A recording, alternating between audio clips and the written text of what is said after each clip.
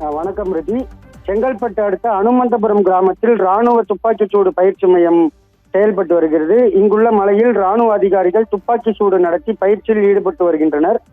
வெடிக்காத rocket லான்ச்சர்களை அப்படியே விட்டுவிட்டு சென்றுள்ளனர். பொத்தேரியில் உள்ள தனியார் பிடெக் கல்லூரி 4ஆம் ஆண்டு படித்து வரும் 6 மாணவர்கள் கூகுள் மேப் மூலமாக ட்ரெக்கிங் செய்ய இடம் தேடிய போது அனுமந்தபுரத்தில் உள்ள ராணுவ துப்பாக்கி சூடு பயிற்சி மையம் அருகே உள்ள மலையை பார்த்துள்ளனர். அதன்படி நேற்று மாலை சுமார் 6 மணி அளவில் பெங்களூரை சேர்ந்த யாமான்சு யாதவ், ஹைதராபாத்தை சேர்ந்த விஷால், உத்தரப்பிரதேசத்தை சேர்ந்த ஆரியன் சர்மா, ஜம்மு காஷ்மீரை சேர்ந்த கிருஷ்ணா, புதுடெல்லியை சேர்ந்த நிஷ்காஷ் மற்றும் மீரட்டை சேர்ந்த வீராட் ஆகியோர் மலை மீது ஏறியுள்ளனர்.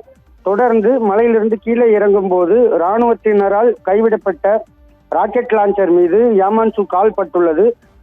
அப்போது எதிர்பாராத விதமாக திடீரென ராக்கெட் லான்ச்சர் வெடித்ததில் யாமான்சு யாதவ் சம்பவ இடத்திலேயே பரிதாபமாக உயிரிழந்தார். உடன் நடந்து வந்த விஷால், ஆரியன் சர்மா, கிருஷ்ணா மற்றும் நிகாஷ் ஆகியோர் படுகாயமடைந்தனர். இந்த விபத்தில் காயமடைந்த வீராட் உடனடியாக 108 ஆம்புலன்ஸ் மூலம் செங்கல்பட்டு அரசு மருத்துவமனைக்கு சிகிச்சைக்காக அனுப்பி வைக்கப்பட்டனர். மேலும் சம்பவ இடத்திற்கு விரைந்து வந்த போலீசார் சம்பவம் குறித்து விசாரணை மேற்கொண்டு வருகின்றனர்.